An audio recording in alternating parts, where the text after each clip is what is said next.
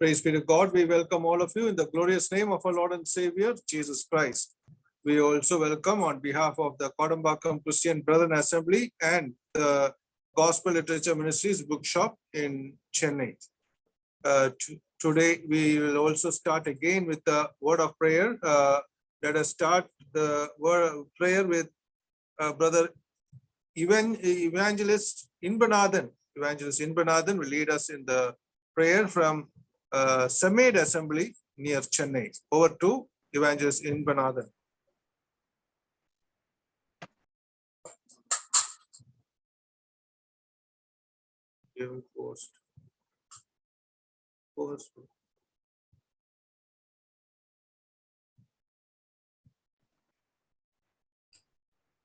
Yes, brother. Praise the Lord. Praise the Lord. ஜெபம் செய்வோம். சர்வ வல்லமையுள்ள எங்கள் நல்ல ஆண்டவரே, தேவரீர் உம்முடைய அன்பின் குமாரன் ஆண்டவர் இயேசு கிறிஸ்துவின் மகத்துவ நல்ல நாமத்தில இந்த நாள் இந்த மாலை பொழுதில கர்த்தாவே உம்முடைய சன்னிதானத்திலே நாங்கள் விதமாக கூடி வருவதற்கு ஏதுவாக தேவன் நீர் எங்களுக்கு அனுக்கிரகம் செய்ததற்காய் ஸ்தோத்திரம். விசேஷமாக இந்த மாதத்தினுடைய முதல் தேதியிலே நாங்கள் அடியெடுத்து வைக்கும்படியாய் கர்த்தர் உதவி செய்தீர். கடந்த 9 மாதங்களை கடந்து இந்த 10வது மாதத்தையும் நாங்கள் துவங்கும்படியாக ஆண்டவர் எங்களுக்கு அனுக்கிரகம் செய்தீர். அதற்காய் ஸ்தோத்திரம். கடந்த நாட்களிலும் கூட ஆண்டவரே இந்த ஜூம் இணைப்பின் வழியாக நாங்கள் ஒரு நாளும் இணைந்து நம்முடைய திருவசனங்களை கேட்க, அதனால கிறிஸ்துக்குள்ளே பலப்படுவதற்கு எங்களுக்கு கொடுத்த சகல விதமான கிருபைகளுக்காக நன்றி செலுத்துகிறோம். கர்த்தாவே, இந்த ஊழியத்தை கூட எடுத்து நடத்துகிற கோடம்பாக்கம் சபையார் அருமையான சகோதரர் ஜான்சன் அவர்களுக்காகவும் அவர்கள் எடுக்கிற பிரயாசங்களுக்காகவும் நன்றி செலுத்துகிறோம். இன்றைக்குமாக ஆண்டவரே, கோயம்புத்தூர்ல இருந்து அருமையான தேவனுடைய தாசர் ஜோசப் ராஜன் அவர்கள் நம்முடைய வார்த்தை இந்த நாளிலும் பகிர்ந்து கொள்ள இருக்கிறார்கள். நேற்றைய தினத்திலும் கூட நம்முடைய ஆண்டவரே வார்த்தைகளை பகிர்ந்து கொண்டார்கள். அநேகருக்கு ஆசீர்வாதமாக இருந்தது. ஆண்டவரே, இன்றைக்குமாக நாங்கள் அந்த தொடர் பாடங்களை இந்த நாளிலும் கூட கற்றுக்கொள்ள இருக்கிறோம். தேவரீர் தாமே நம்முடைய முன் சமூகம் இருந்து நம்முடைய தாசரை வல்லமையாய் நீர் எடுத்து பயன்படுத்தி வரத்திலிருந்து நம்முடைய நல்ல ஆலோசனைகளை ஆண்டவரே நீர் எங்களுக்கு தந்துள்ள வேண்டும் என்று வேண்டி ஜெபிக்கிறோம். பரிசுத்த ஆவியானுடைய அனுக்கிரகம் ஆண்டவரே முழுவதுமாக இந்த கூடுகையின் முழுவதுமாய் இருந்து நீ நடத்த வேண்டும் என்று வேண்டி ஜெபிக்கிறோம். கர்த்தாவே, ஆண்டவரே, இந்த குழுவில் இணைந்திருக்கிற தேவ பிள்ளைகள் பல இடங்களில் இருந்து குடும்பமாகவும் ஆண்டவரே சகோதர சகோதரிகள் வாலி பிள்ளைகள் என்று சொல்லி ஒவ்வொரு நாளும் விதமாக ஒரு நல்ல கூடுகை எங்களுக்கு கொடுக்கிறீர். அதற்காக ஸ்தோத்திரம். இதில் இணைந்து பாடல்களை பாட இருக்கிற நம்முடைய பிள்ளைகளை கர்த்தர் தாமே நீர் எடுத்து பயன்படுத்தும், அவர்களை ஆசீர்வதியும். தொடர்ந்து தேவரீர் கர்த்தாவே உடைய வார்த்தை இந்த நாளிலே நாங்கள் கேட்டு அதனாலே அதிகமான ஆவிக்குரிய ஆசீர்வாதங்களை பெற்றுக்கொள்வதற்கு ஏதுவாக தேவன் தாமே எங்களுக்கு நீர் அனுக்கிரகம் செய்யும்படி வேண்டி ஜெபிக்கிறோம். கர்த்தாவே, துவக்கம் முதல் முடிவு மட்டும் உடைய பிரசன்னம் உடைய ஆளுகை எங்களோடு கூட இருந்து எங்களை வழிநடத்த வேண்டும் என்று எங்கள் ஆண்டவராகிய இயேசு கிறிஸ்துவின் விலையேற பெற்ற பரிசுத்த நாமத்துல வேண்டிக் கொள்கிறோம் எங்கள் ஜீவனுள்ள நல்ல பிதாவே. ஆமேன். Amen.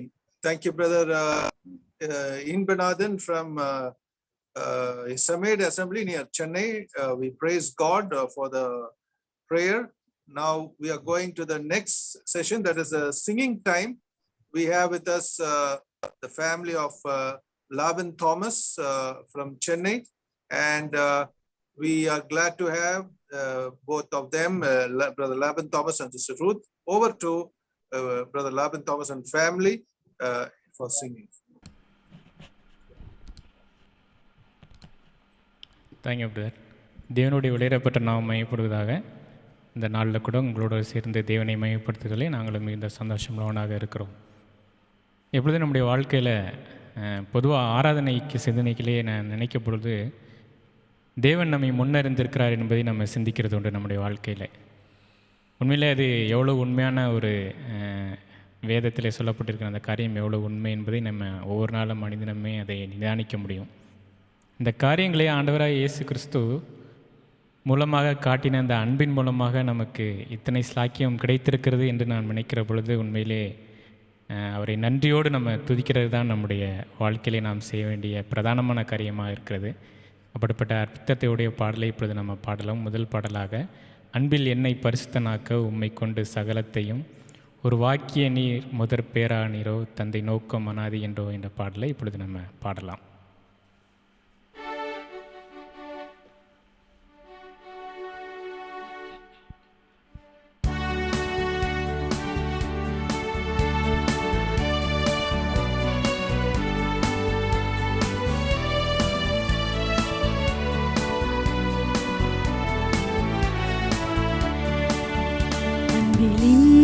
பரிசுத்தனாக்க உம்மை கொண்டு சகலத்தையும் அன்பில் என்னை பரிசுத்தனாக்க உம்மை கொண்டு சகலத்தையும் உருவாக்கி நீர் முதற் பேரானீரோ தந்தை நோக்கமனாதி என்றோ உருவாக்கி நீர் முதற் பேரானீரோ தந்தை நோக்கமனாதி என்றோ இயேசுவை நேசித்திரோ எம்மாத்திரம் அண்ணான நான் இயேசுவை நேசித்திரோ எம்மாத்திரம் அண்ணான நான் இன்னும் நன்றியுடன் துதிப்பே இன்னும் நன்றியுடன் துதிப்பே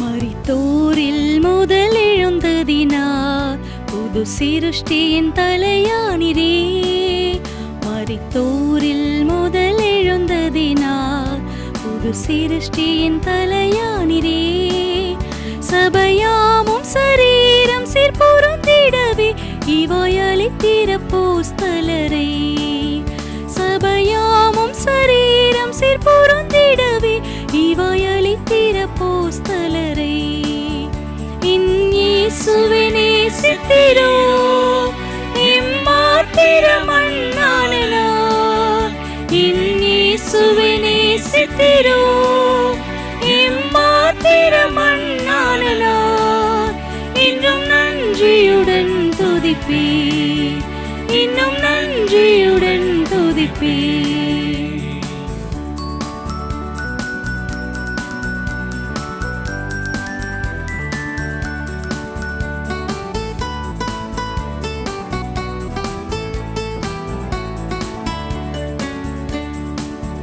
முன்னறிந்தே என்னை அழைத்தீரே முதற் பேராய் நீர் இருக்க முன்னறிந்தே என்னை அழைத்தீரே முதற் பேராய் நீர் இருக்க ஆவியால் அபிஷேகித்தீர் என்னையுமே உம் சாயலில் நான் வளர ஆவியால் அபிஷேகித்தீர் என்னையுமே உம் சாயலில் நான் வளர இயேசுவை நேசித்திரோ எம்மாத்திரம் அண்ணான நான் இயேசுவை நேசித்திரோ எம்மாத்திரம் அண்ணான நான் இன்னும் நன்றியுடன் துதிப்பே இன்னும் நன்றியுடன் துதிப்பே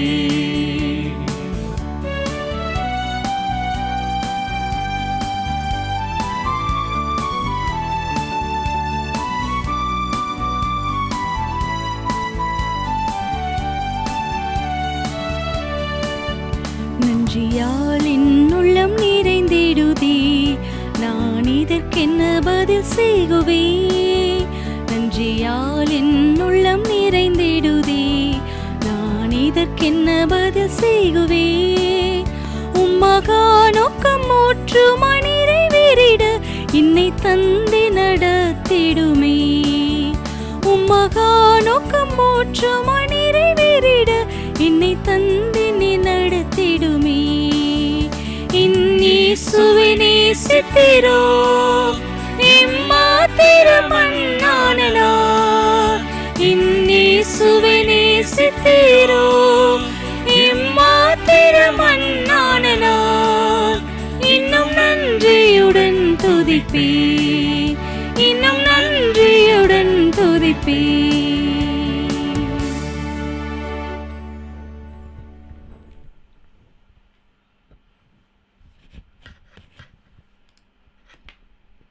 நாம் அடுத்த ஒரு பாடலை நம்ம பாடப்போகிறோம்.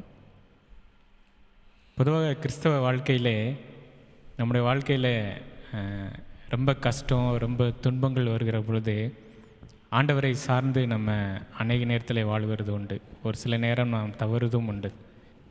ஆனால் ஒரு பாட்டக்காரனுடைய வாழ்க்கையிலே தன்னுடைய வாழ்க்கையிலே இது போன்ற சூழ்நிலையில் வருகிற பொழுது தேவனை சார்ந்தவனாக மட்டுமல்லாமல் அவருடைய மார்பிலை சார்ந்தவனாக தன்னுடைய வாழ்க்கையை அனுபவித்த ஒரு வாழ்க்கை உண்டு. உண்மையிலே இந்த பக்தனுடைய வாழ்க்கையை பார்க்கிற பொழுது காரிருள் மூடும் நேரத்திலே கர்த்தாவும் பாதம் அண்டினேனே என்று சொல்லி அவர் பாடுகிறார். நீச சிலுவையில் மீதினிலே என் பாவம் போக்க தொங்கினீரே அப்படின்னு சொல்லி பாடிட்டு அவர் சொல்கிறாரு, இயேசுவின் மார்பினிலே சாருவேனே சாருவேனே, துன்பம் துக்கம் கண்ணீர் மறப்பேனே மறப்பேனே என்று ஒரு நல்ல ஒரு அனுபவம் மிக்க ஒரு பக்தனுடைய பாடல் இது. அதை இப்பொழுது நம்முடைய வாழ்க்கையில் நாமும் அதை உணர்ந்து இந்த நேரத்தில் அந்த பாடலை நம்ம பாடலாம்.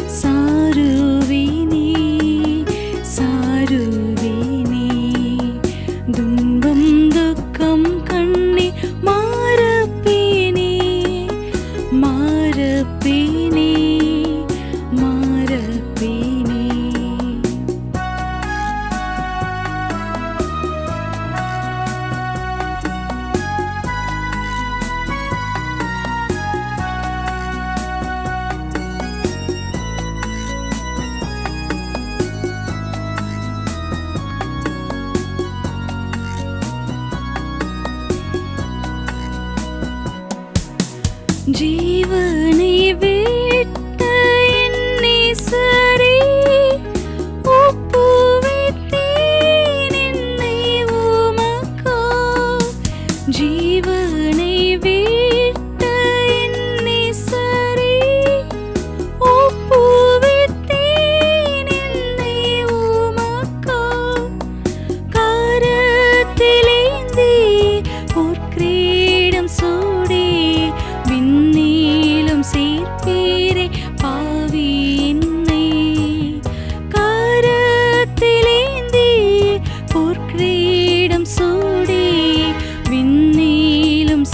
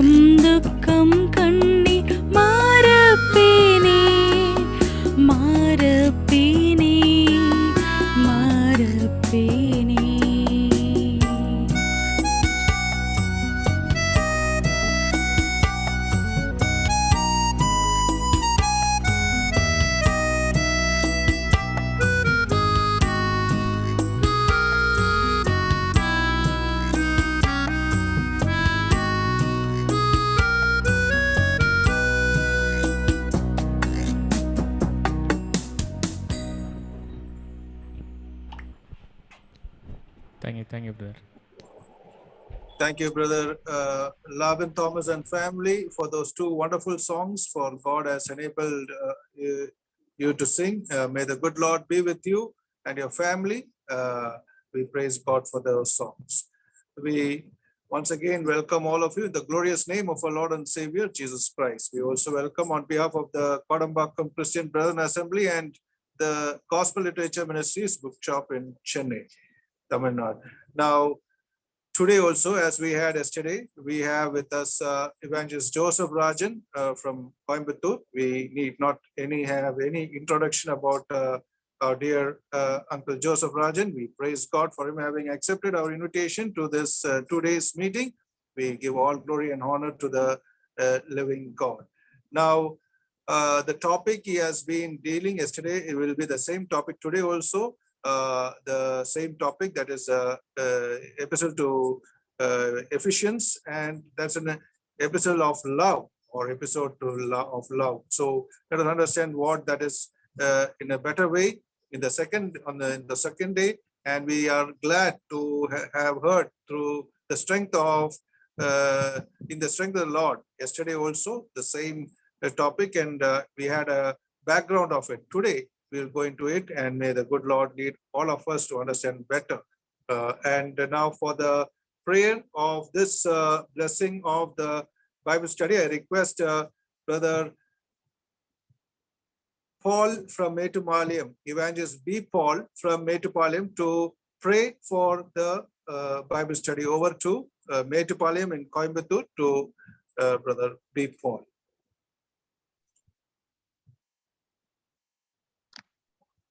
ஜெபம் செய்வோம், ஜெபிப்போம். நல்ல ஆண்டவரே, மகிமையின் கர்த்தாவே, இந்த அருமையான மாலை பொழுதுக்காக நாங்கள் நன்றி செலுத்துகிறோம். உம்முடைய அனாதி அன்பினாலே எங்களை நேசித்து எங்களுக்காக உண்மையே தந்து எங்கள் பேரிலே நீர் கொண்டிருந்த அன்பை எங்களுக்கு நீர் வெளிப்படுத்தி காண்பித்ததற்காக நாங்கள் நன்றி செலுத்துகிறோம். நேற்றைய தினத்திலும் ஆண்டவரே, அன்பை குறித்து ஆண்டவரே நாங்கள் கற்றுக்கொள்ளும்படியாக நீர் எங்களுக்கு தயவு பாராட்டியிருக்க வேண்டுமாய் கெஞ்சி நிற்கிறோம். அன்பு ஒரு சாதாரணமான ஒரு வார்த்தை அல்ல, அது தேவனிடத்திலிருந்து வரக்கூடியதா இருக்கிறபடினாலே நாங்கள் உண்மையாகவே ஒருவரிலே ஒருவர் அன்பு கூறவும், கர்த்தருக்கு பயந்து அவருடைய கற்பனைகளை கை கொள்ளவும், கர்த்தர் எதிர்பார்க்கிற அவருடைய அன்பிலே நிலைத்திருக்கவும், வளரவும், கனி கொடுக்கவும் எங்கள் யாவருக்கு நீர் தயை பாராட்டியிருக்க வேண்டுமாய் கெஞ்சி நிற்கிறோம். செய்தி பகிர்ந்து கொள்கிற அருமை தாசனோடு உம்முடைய தயவுள்ள கரம் இருப்பதாக. இந்த ஜூம்ல இணைந்திருக்கிற ஒவ்வொரு கர்த்தருடைய பிள்ளைகளுக்காக நாங்கள் நன்றி செலுத்துகிறோம். அருமையான 2 பாடல்களை கேட்கும்படி நீர் உதவி செய்ததற்காக நன்றியோடு கூட நாங்கள் ஸ்தோத்திரிக்கிறோம் கர்த்தாவே. அது போல நாங்களும் கூட மிகுந்த கவனத்தோடு ஜாக்கிரதையாய் கர்த்தருடைய வார்த்தையை கற்றுக்கொண்டு உம்முடைய அன்பிலே நாங்கள் நிலைத்திருக்க நீர் எங்களுக்கு தயவு பாராட்டியிருக்க வேண்டுமாய் அருமை இரட்சகரும் கர்த்தருமாகிய இயேசு கிறிஸ்துவின் மூலம் வேண்டிக் கொள்கிறோம் ஜீவனுள்ள பிதாவே. ஆமென். Amen. Thank you, Brother B. Paul from Metupalayam in Coimbatore. Now we are going to the same city in Coimbatore to over to Brother Joseph Rajan, uncle. Thank you, dear Santosh Johnson. I'm really glad to be with you on this Zoom platform. Today, I could see my own cousin from USA, Kansas. She is Beulah Matthew. I could see her face today. I'm so glad to have her with us on this platform.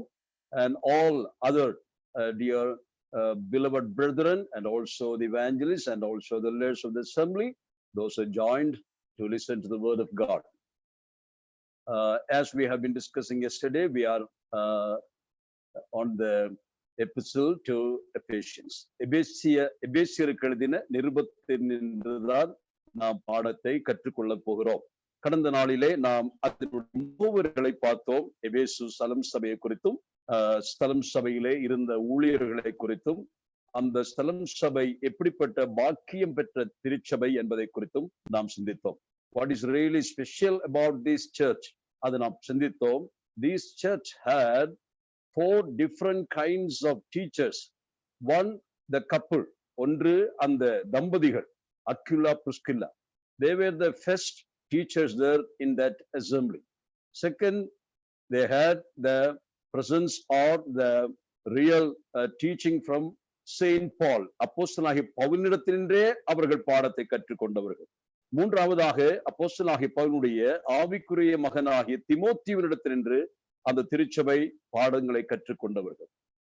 கடைசியாக நான் பார்க்கும் பொழுது அவருடைய வாழ்க்கையிலே அன்பின் அப்போஸ்தலனாகிய பரிசுத்த யோவான், அவர் மூலமாக ஏறத்தாழ 15 வருஷங்கள் அன்பின் பாடங்களை, அன்பை குறித்ததான பாடங்களை அவர்கள் கற்றுக்கொண்டார்கள். ஆகவே 4 விதமான போதகர்களினால் இந்த திருச்சபையானது ஆன்மீக நிலைமையிலே மெருகூட்டப்பட்டது. அவர்கள் ஆன்மீக நிலைமையிலே பலப்படுத்தப்பட்டார்கள், ஸ்திரப்படுத்தப்பட்டார்கள் என்பதை நான் குறிப்பிட்டு சொன்னேன். மன்னிக்கும், இடையிலே இங்கு மழை பெய்து கொண்டிருக்கிறது, மின்சாரம் தடை பெற்றிருக்கிறது. ஆகவே தான் திடீரென்று என் முகம் கருத்து போயிருக்கிறது. நீங்கள் என்னை பார்க்க வேண்டாம், சத்தத்தை மட்டும் கேட்கும்படியாக அன்போடு நான் கேட்டுக்கொள்கிறேன். ஆகவே எபேசு திருச்சபையை குறித்து ஆண்டவருக்கு அளவற்ற ஒரு கருசனை இருந்ததை நான் சொல்ல வந்தேன். God, the Lord Jesus Christ, or the captain of salvation, or the bridegroom of the church, the Lord Jesus Christ has or had a great concern for this church, Ephesian church. Why?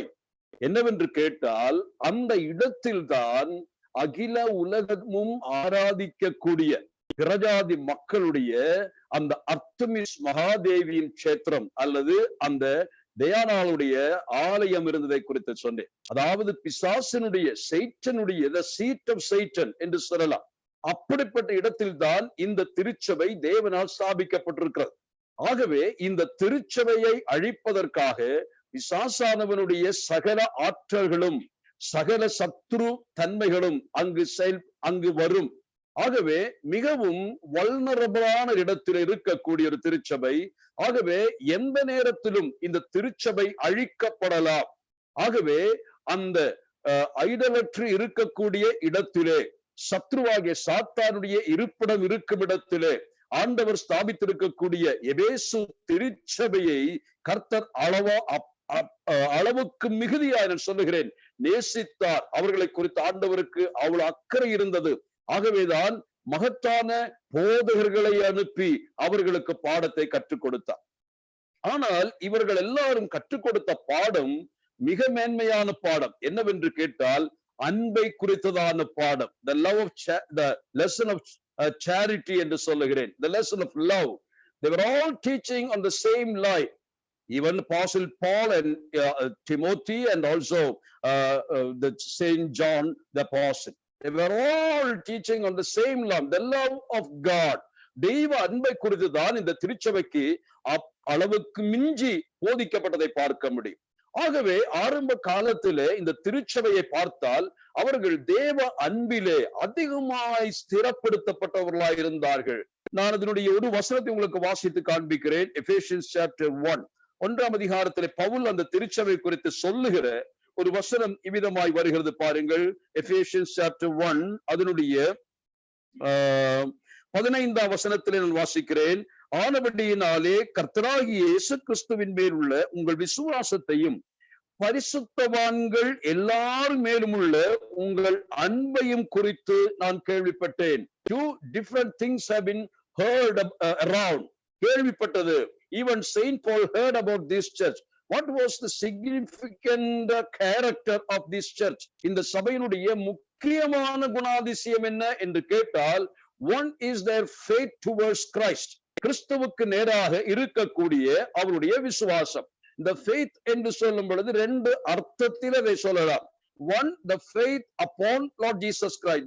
The faith they have kept on Lord Jesus Christ. They trusted Lord Jesus Christ. That is one. அதாவது அவருடைய விசுவாசம் என்று சொல்வது. 2, their faithfulness towards Christ. கிறிஸ்துவுக்கு நேராக இருக்கக்கூடிய அவருடைய உண்மை என்று பார்க்கிறோம். அப்போஸ்தலர் இந்த இடத்திலே பார்க்கும் பொழுது, அவர்களை கவனிக்கும் பொழுது, இயேசு கிறிஸ்துவை பற்றும் விசுவாசம் இருக்கிறது.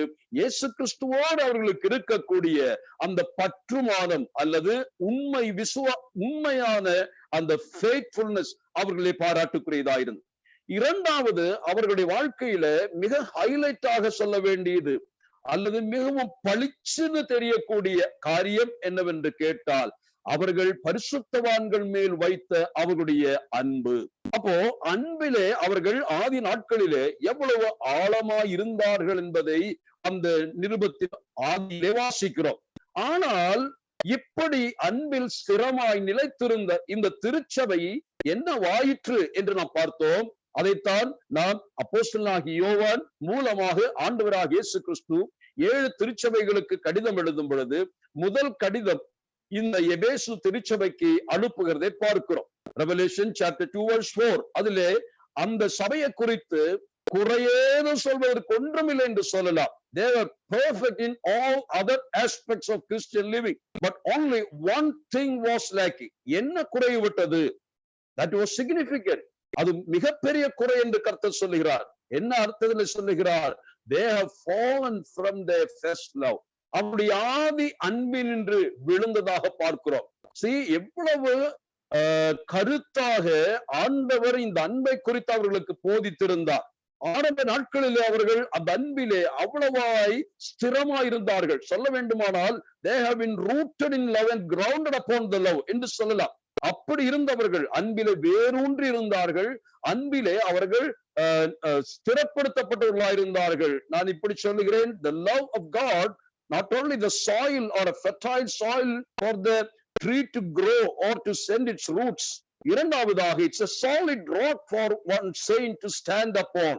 அதாவது தெய்வ அன்பு என்று சொல்லுகிறது, அது ஆழமாய் வேரூன்றுவதற்கு ஏதுவாக இருக்கக்கூடிய ஒரு சாயில், ஒரு மண் தான்.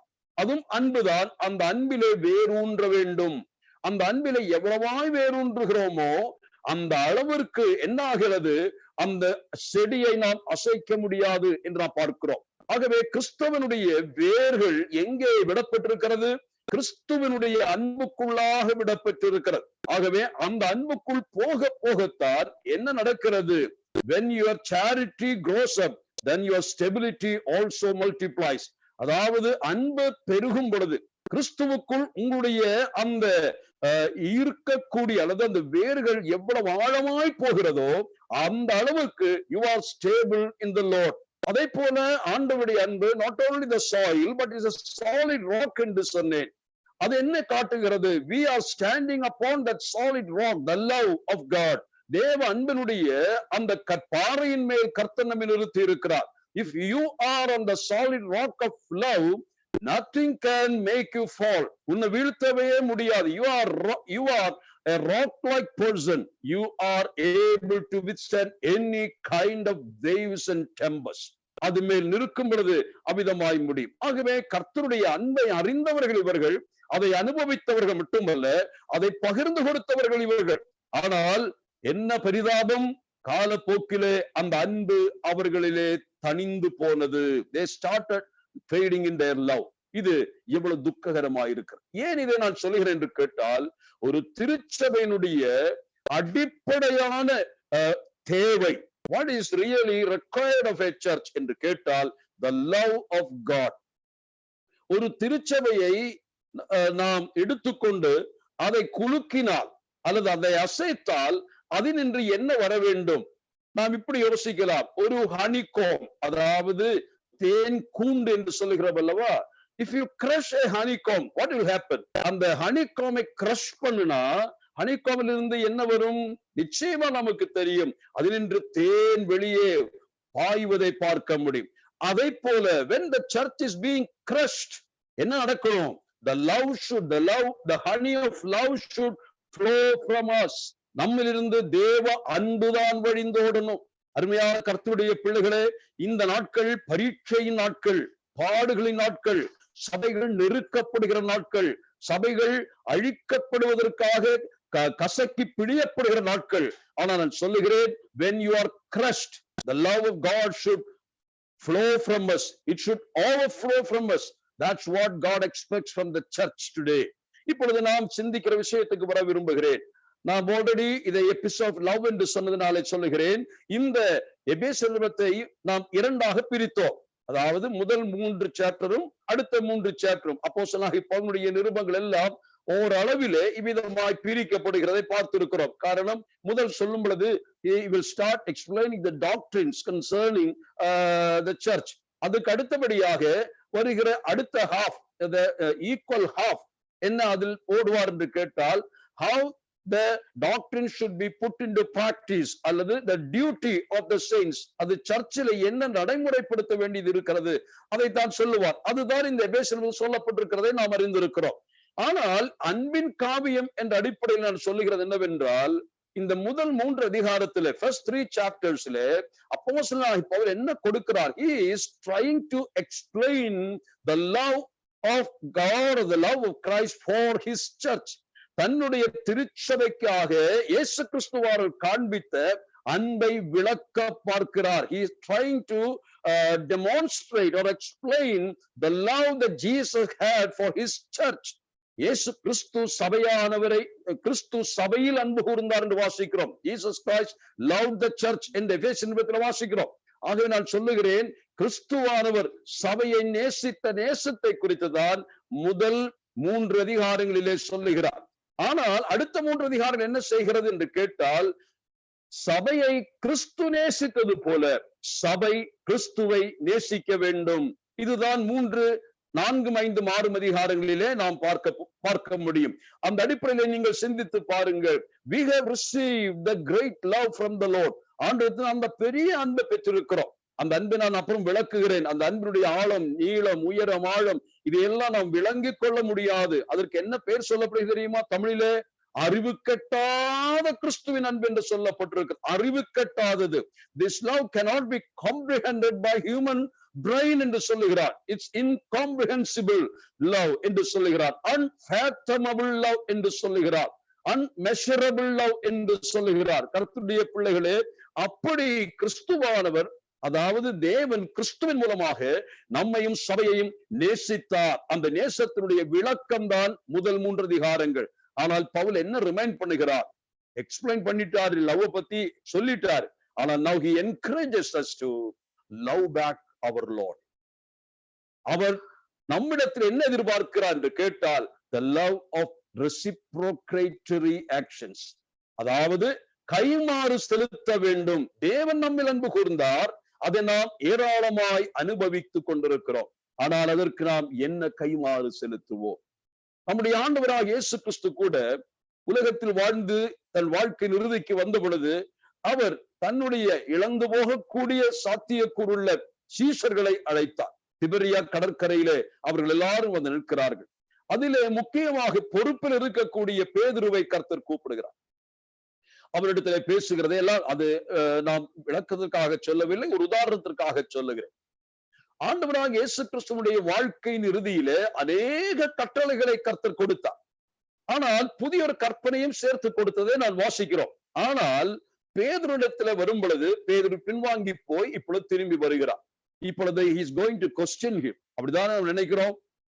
சாப்பாடெல்லாம் போட்ட பின்னாடி நல்லா சாப்பிடு, அதுக்கப்புறமா வச்சிருக்கிறேன் என்று சொல்லுவது போல நன்றாய் சாப்பாடு கொடுத்தார். காரணம் என்னவென்றால், இவர்கள் 7 மிகுந்த களைப்போடு வந்திருக்கிறார்கள், மிகுந்த பசியோடு வந்திருக்கிறார்கள்.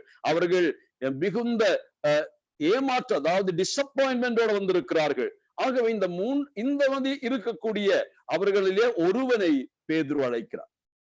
அந்த இடத்துல உண்மையாக நானாக இருந்தால் என்ன பேசி இருப்பேன், என்ன கேட்டு இருப்பேன்? பேதுருவிடத்துல யோசித்து பாருங்கள். முதலாவது கேட்பேன், உன் பெயர் என்ன? அவன் பதில் சொல்ல விடுவேன். உன் பெயரை பத்தி முதலாவது யோசி. Think about your own name. ஆனா பேரை ஆண்டவரே கூப்பிடுகிறார், யோனாவின் குமாரனாகிய சீமோனே. What it shows? It shows that he knows us fully well. நம்முடைய பெயரை கூப்பிடும் பொழுது நம்மை குறித்து சரியாக புரிஞ்சுக்கிட்டே பேசுகிறார்.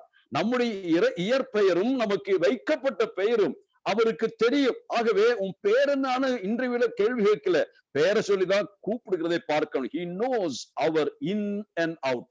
நம்மை அறிந்தவர் நம்மை கூப்பிடுகிறார். காரணம், பின்வாங்கி போய் வந்திருக்கிறார். அவன் அறிவதை விட ஆண்டவர் அறிந்திருக்கிறார். ஆகவே அவனை கூப்பிட்டு பெயர் கேட்கவில்லை. இனி அவனை பார்த்து கேட்கிறார், what happened to your commitment? What happened to your commitment? ஒரு காலத்துல நீ சொன்னாயே இவங்கெல்லாம் மறுதளிப்பார்கள், இவர்கள் எல்லாரும் உம்மை வேண்டாம் என்று சொல்வார்கள். நீ சிறைக்கு போனா சிறையில நான் தான் இருப்பேன், நீ சாக போனால் சாவுல நான் உடன் சாக தயாராயிருக்கிறேன். where is your commitment towards me? இத கேட்டிருப்பேன் இல்லையா? மூன்றாவது நான் கேட்டேன், தொலைஞ்சு போ, நீ போனது சரி, நீ போனது சரி, இந்த 6 பேரையே கூட்டி கொண்டு போனேன் என்று காரசாரமாக நிச்சயமாய் பேசியிருப்பேன். காரணம் அவனை திருத்தணும்னா அப்படிதான் மனுஷிகமா சொல்லுகிறேன். As a human being, I'll try to correct that person by these questions. வேற எந்த கேள்வியும் கேட்க மாட்டேன். ஏப்ப உன் பேர் என்ன, உன்னுடைய கமிட்மெண்ட் என்னாச்சு, இந்த மாதிரி தப்பு பண்ணா நீயா பண்ண, அடுத்தவனையும் சேர்த்து நீ கூட்டிட்டு போனையே, இப்படி எல்லாம் ஒரு நல்ல பாடத்தை நடத்தி இருப்பேன். ஆனா ஆண்டவர் என்ன சொல்லுகிறார்? What was expected of Saint Peter? What he is expecting from Saint Peter that time? Only a heart full of love. ஆண்டவர் பேதுருவிடத்துல எதிர்பார்க்கிறது ஒன்றுமல்ல. அவருடைய பெயர் கேட்கல, அவனுடைய பயிற்சி, அவன் ட்ரைனிங்கை பத்தி கேட்கல, அவனுடைய பட்டம் படிப்பை பத்தி கேட்கல, குலம் கோத்திரத்தை பத்தி கேட்கல, எதையும் கேட்கல. He was not actually questioning Peter, but he is actually requesting Peter. பேதுருவை கொஸ்டின் பண்ண கூப்பிடல. எதற்காக கூப்பிட்டா தெரியுமா? Peter, I want your love. I want your love. ஏன் அப்படி சொன்னார் தெரியுமா?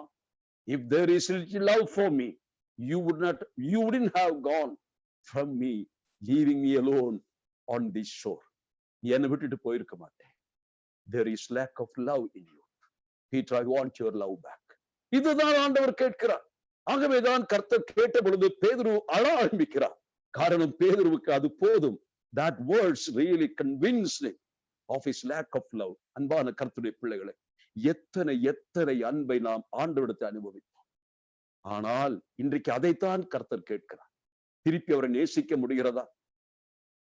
யோவான் சுவிசேஷத்துக்கு வரும் பொழுது ஒரு வசனத்தை நான் அங்கே வாசித்தேன். யோவான் 13ஆம் அதிகாரம், John chapter 30, அதிலே 34th verse படிச்சா, நீங்கள் ஒருவரில் ஒருவர் அன்பாயிருங்கள் என்று சொல்லுகிறார். அடுத்தது, நான் உங்களில் அன்பாயிருந்தது போல நீங்களும் ஒருவரில் ஒருவர் அன்பாயிருங்கள் என்கிற புதிதான கட்டளையை உங்களுக்கு கொடுக்கிறேன் என்று சொல்லுகிறார்.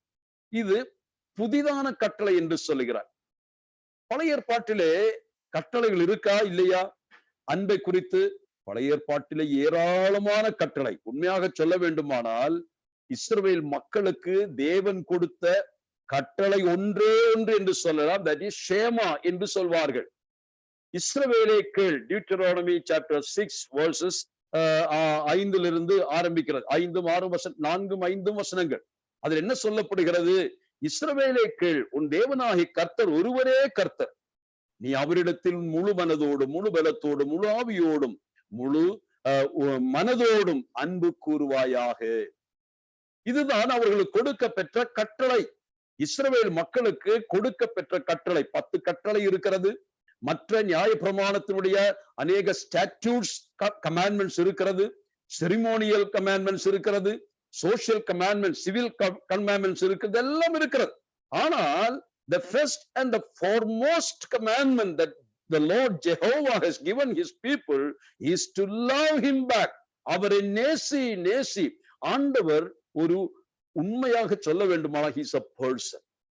இன்றைக்கு உலகத்தில் உள்ள மதங்களை பார்த்தால் தெய்வத்தை ஒரு ஆற்றலாக நம்புகிறார்கள். They just think the God is a power or a almightiness என்றுதான் சொல்லுகிறார்கள். ஆனால் தேவ பிள்ளைகளே, நம்முடைய வேத புத்தகத்தில் அறிமுகம் செய்யப்பட்ட நம்முடைய ஆண்டவர், அவர் ஒரு நபர். நம்மை போல் அவருக்கு ஒரு இதயம் இருக்கிறதை பார்க்க முடியும். In the book of Genesis you can see the hand and the power of God, இல்லையா? ஆனால் தொடர்ந்து நாம் அந்த ஆண்டவரை பின்பற்றி வரும் பொழுது, this God also have a loving heart for us. நமக்கு அன்புள்ள இதயத்தை அவர் தருகிறவராய் இருக்கிறதை பார்க்கும். அப்போ கர்த்தர் இங்க சொல்லுகிறார், நான் உங்களில் அன்பாய் இருந்தது போல. இதை சொன்ன உடனே நீங்க கவனிங்க, ஏதாகிலும் ஒரு சீஷன் முணுமுணுத்தானா? ஆமா இவர் எங்களுக்கு அன்பா இருந்தாருன்னு சொல்றாரு. எங்க அன்பா இருந்தாருன்னு திருப்பி கேட்க முடியுமா? 12 பேர்களிலே ஏன் காட்டிக் கொடுத்த கயவராகிய யூதாஸ் காரியோத்தும் இருக்க சொல்லுகிறார். என்ன சொல்லுகிறார்? நான் உங்களில் அன்பாய் இருந்தது போல நீங்களும் ஒருவரில் அன்பாயிருங்கள். என்ன அர்த்தத்துல சொல்லுகிறார்? இந்த சீஷர் கூட்டத்திலே மூவகைப்பட்ட பிரிவுகள் இருக்கு. யாரெல்லாம் இந்த சீஷருக்கு 12 பேர் தான், ஆனா 3ஆக பிரிக்க முடியும். குறிப்பாக 3ஆக பிரிக்க முடியும். ஒன்று பிஷர்மேன், மீனவர்கள் இல்லையா? இன்னொரு சாரார் யார்? அவர்கள் டாக்ஸ் கலெக்டர்ஸ், ஆயத்தொழில் கார்ந்தவங்க. இன்னொரு சாரார் யார்? சீலட்ஸ் என்று சொல்வார்கள், தீவிரவாதிகள். அதாவது தங்களுடைய நாட்டை விடுதலைக்காக போராடுகிற தீவிரவாதி சீலட்ஸ். நான் சொல்லுகிறேன், இவர்கள் ஆண்டவருடைய அழைப்பை கேட்டு அவருடைய அணியில வராததற்கு முன் இவர்கள் ஒருவரை பார்த்தால் எப்படி இருக்கும் தெரியுமா? ஆயக்காரனை மட்டும் சீலட் பார்த்தால் அங்கேயே அடிச்சு கொள்ளுவான். துரோகி, தேச துரோகி என்று அழைத்து அப்படிப்பட்ட ஆயக்காரனை அவ்வப்போது தாக்குவார்கள் இந்த தீவிரவாதிகளான தேசபக்தர்கள். அது சீலட்ஸ். செலோத்தியனாகிய சீமோன் என்று வாசிக்கிறோம் அல்லவா? அந்த செலோத்தியன் சொல்லுகிறது, சீலட்ஸ் என்று சொன்னால் தீவிரவாதிகள், வைராகிகள் என்று அர்த்தம். ஆகவே இயேசு கிறிஸ்துவனுடைய அந்த மந்தைக்குள் வருவதற்கு முன்னதாக ஒருவர் பார்த்தால் பீறி பட்சிப்பார்கள், வெறுப்பார்கள். ஏன்? மீனவர்களை சமுதாயம் ஒதுக்கி வைத்தது, அண்டவிட மாட்டார்கள். அவர்கள் தூரத்துறவு கூட வேண்டாம் என்று சொல்லுகிறவர்கள், அருவருக்கத்தக்கவர்கள், சமுதாயத்தினுடைய அடிமட்டத்திலே இழிவான இடத்தில் இருக்கக்கூடியவர்கள். ஆகவே இந்த மூவகைப்பட்டவர்களும் ஒரு மாலையிலே முத்துக்களை போல கிறிஸ்துவானவர் இணைத்தார். அந்த மாலையிலே பாருங்கள், கர்த்தர் சொல்கிறார், அவர் அதில் இருக்கக்கூடிய அந்த மீனவனை பார்த்து சொன்னார், உன்னை நான் நேசித்தேன், அதுபோல நீ ஆயக்காரன் நேசி. ஆயக்காரனாகிய மத்தேயுவே, நான் உன்னை நேசித்தேன், அதுபோல நீ மீனவனை நேசி. அதை போல சிலோத்தியனாகிய சீமோனே, நான் உன்னை நேசித்தது போல நீ ஆயக்காரனையும் மீனவனை நேசிக்க வேண்டும் என்று சொல்லுகிறார். ஆனால் அதற்கு எடுத்துக்காட்டு யாரு? யார் முன்மாதிரி? அவர் சொல்லுகிறார், நான் உங்களை நேசித்தது போல. பழைய ஏற்பாட்டிலே இந்த வார்த்தை இல்லை. பழைய ஏற்பாட்டிலே கற்பனை இருக்கிறது.